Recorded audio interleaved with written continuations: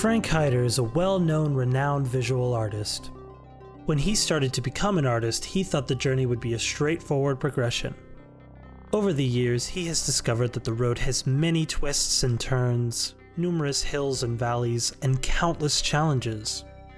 Through this series of short stories, tales, and remembrances, his hope is that these will offer some valuable insight into the life of an artist and what's involved in becoming an artist. In the end, he has come to realize that he is not a painter or sculptor or anything in particular. He is more simply a creative person with great passion and love for the process of making art concerning people and the world around us, who shares his artworks with the public. Join us now as we listen to another episode of A Life in Art series.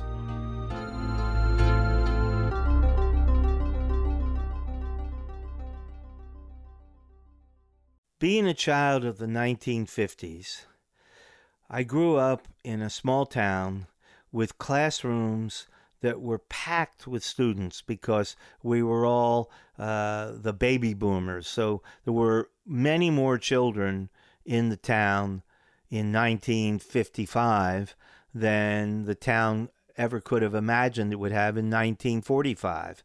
So anyway, the classrooms were overcrowded and they needed new teachers. And so my second grade year, they hired a new teacher. And I still remember she was brand new, and she always wore these, what I would call pencil dresses that were like very tight fitting, straight up and down dresses. And her name was Miss Bernstein. And she was small and dark-haired and obviously new to the game, but wanted to be very, very impressive. And when you're a little kid like that, you kind of really want to look forward to liking your teacher and have your teacher like you. You really want to feel like you can bond with them. There's a gentleness in that relationship that really doesn't exist after fourth or fifth grade. But when you're little like that, you believe whatever the teacher says is true. Your parents reinforce that. The principal, everybody reinforces those issues. So I paid a lot of attention. I looked forward to going to class and listening to what Miss Bernstein had to say. And one of the things she said was, we live in the atomic age. We were watching TV and watching nuclear tests in the Arizona desert. People were talking about the X-ray machines. You could go to the shoe store and try on a pair of shoes, and you didn't have to have the salesman squeeze your shoe anymore to feel where your foot was. You just walked over and you put your feet inside this machine. You looked down and you could see your skeleton inside the shoes, and you could tell whether they fit or not. So radiation, the effects of the atom age were all around us. We also were always practicing getting ready for nuclear war, so we would have duck and cover sessions. So they would announce on the big bell that it was an air raid alert, and we were all get underneath of our desk and wait and hide our heads, and I can remember I looked over at the windows. We had these gigantic windows in the classroom, and I put my hand up and I said, "But Miss Bernstein, are those windows going to be a problem if there's an atomic bomb outside?" And so she didn't like that answer very much and told me I was trying to cause trouble.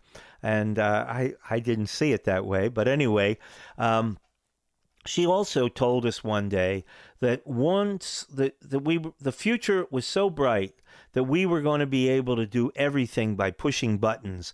We weren't going to have to do a lot of the work that we still were doing now.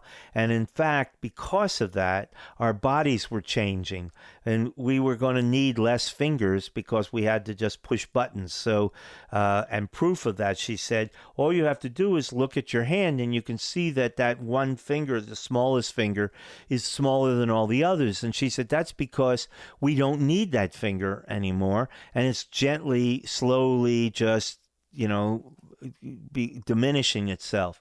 So thinking about that, I lifted the desk up and I put my hand against the back of the desktop, and I traced my hand with a crayon on the bottom of the desktop.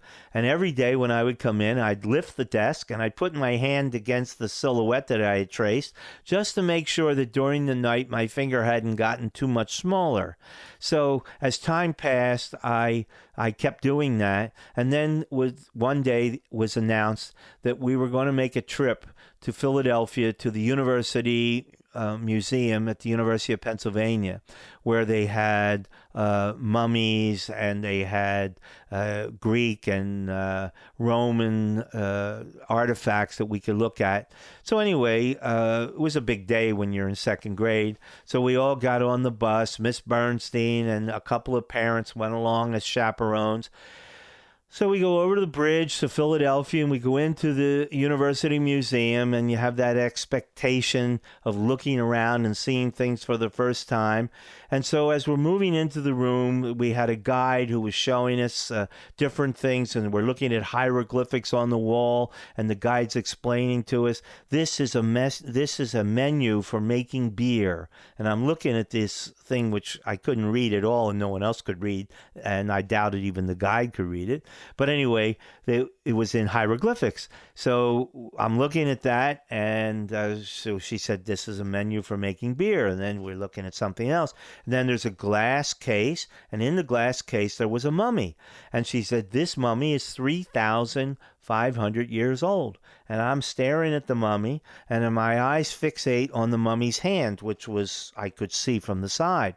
So I put my hand up, and I said to the guide, how do you know that this mummy is 3,500 years old?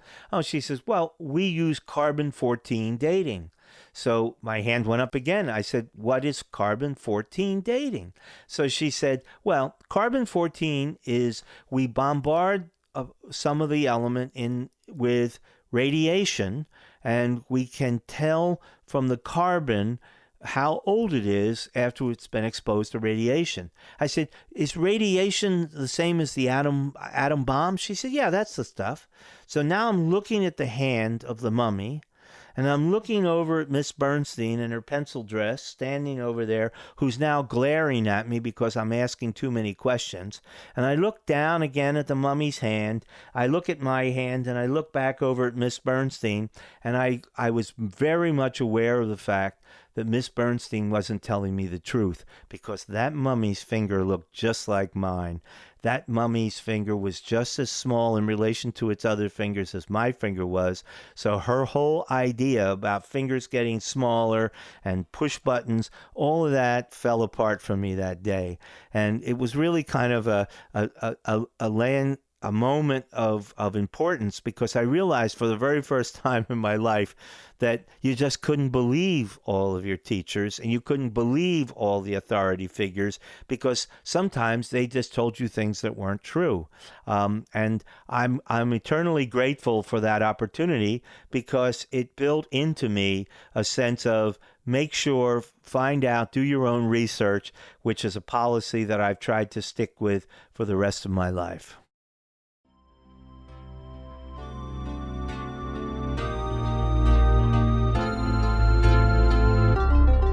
Thank you for listening. If you have questions or suggestions for future episodes, please reach out to Frank Hyder on Facebook or Instagram. We hope to see you at one of the next A Life in Art episodes.